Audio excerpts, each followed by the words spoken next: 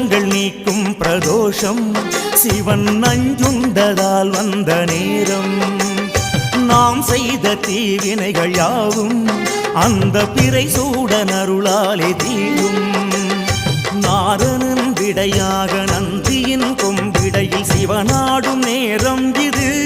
சிவன் வரும் சுகமான நேரம் இது.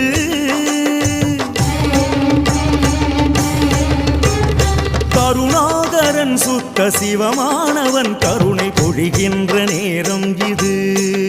வரம் தருகின்ற நேரம் இது.